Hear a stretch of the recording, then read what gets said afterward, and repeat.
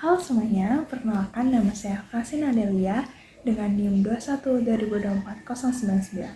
Dan pada kesempatan kali ini, saya akan menjelaskan tentang identitas nasional.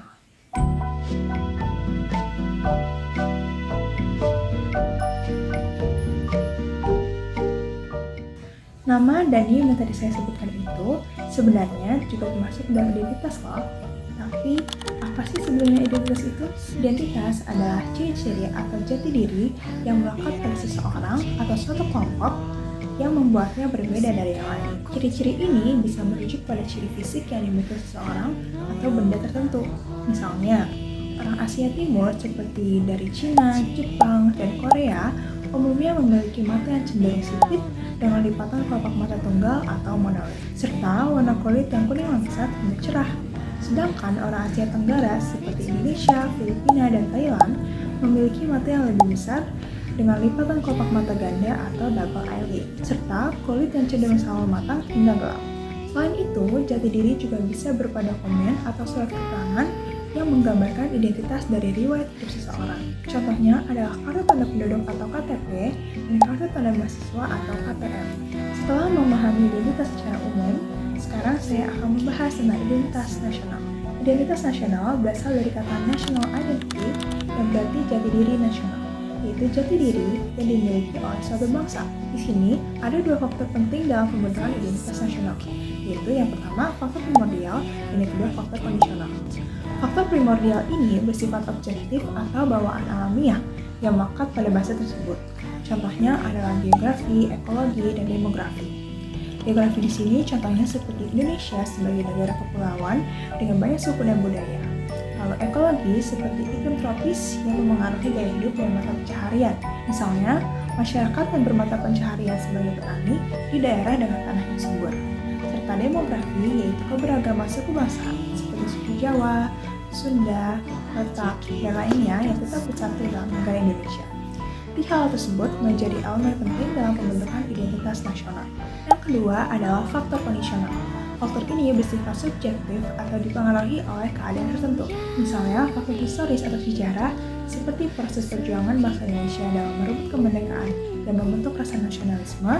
Faktor sosial seperti norma, adat istiadat, dan gotong royong sebagai budaya khas Indonesia. Faktor politik yaitu sistem demokrasi Pancasila yang menjadi ciri khas pemerintahan Indonesia. Dan yang terakhir, faktor kebudayaan, yaitu keanekaragaman budaya seperti bahasa daerah, tarian tradisional, dan rumah adat yang memperkuat identitas bangsa. Empat faktor tersebut berkembang di Indonesia dan turut membentuk identitas nasional kita. Jadi, kalau faktor primordial tadi bersifat alami dan bawaan, faktor kondisional itu terbentuk karena perkembangan sosial, budaya, dan sejarah suatu bangsa. Nah, ada dua konteks dalam memandang identitas nasional, yaitu yang pertama, identitas nasional dalam konteks bangsa, dan yang kedua, identitas nasional dalam konteks negara. Kalau identitas nasional dalam konteks bangsa, itu mengacu pada kebudayaan, adat istiadat, serta karakter khas yang menjadi ciri suatu negara.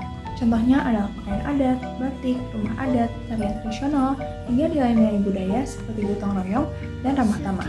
Selain itu, keberagaman agama dan kepercayaan lokal seperti Keharingan di Kalimantan, Sunda Wiwitan di Jawa Barat, dan Parmalin di Sumatera Utara juga menjadi bagian dari kekayaan identitas bangsa yang telah ada sejak lama. Sementara itu, identitas nasional dalam konteks negara tercermin dalam simbol-simbol kenegaraan yang menjadi dasar dan pemersatu bangsa. Contohnya, Pancasila sebagai dasar negara, bendera merah putih sebagai lambang perjuangan, bahasa Indonesia sebagai bahasa pemersatu, Bhinneka Tunggal Ika sebagai semboyan nasional, Undang-Undang Dasar 1945 sebagai pedoman hukum tertinggi, dan bentuk Negara Kesatuan Republik Indonesia atau NKRI sebagai wujud kedaulatan rakyat. Keberadaan identitas nasional dalam konteks negara ini juga ditegaskan dalam UUD 1945 bab 15 pasal 35-36C yang mengatur tentang bendera, bahasa, lambang negara, serta lagu kebangsaan Indonesia. Nah, teman-teman, di era globalisasi, pengaruh budaya asing semakin mudah masuk dan berpotensi untuk menggeser identitas nasional. Oleh karena itu, Perlu upaya nyata agar identitas nasional tetap lestari. Yang pertama, kita bisa menggunakan produk-produk dalam negeri. Dengan membeli dan menggunakan produk-produk dalam negeri, kita berarti mendukung industri lokal agar tetap berkembang dan berdaya saing. Yang kedua, kita bisa mempelajari dan memahami kebudayaan Indonesia, seperti mengenal adat istiadat, bahasa daerah, kesenian tradisional, hingga kearifan lokal agar tidak tergerus zaman. Yang ketiga, kita bisa menjaga dan melestarikan tradisi serta nilai-nilai leluhur, termasuk dalam hal kepercayaan lokal dan agama yang telah menjadi bagian dari sejarah bangsa. Dan yang keempat, kita bisa mengajarkan identitas nasional kepada generasi muda agar tetap memiliki rasa bangsa terhadap warisan budaya dan sejarah Indonesia. Kesimpulannya adalah, identitas nasional memiliki peran yang sangat penting bagi suatu negara.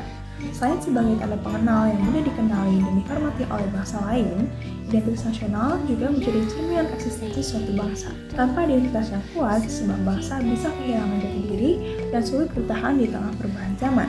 Karena itu, menjaga identitas nasional adalah tanggung jawab kita semua sebagai warga negara. Mari bangga dengan identitas kita dan terus lestarikan warisan budaya. Terima kasih.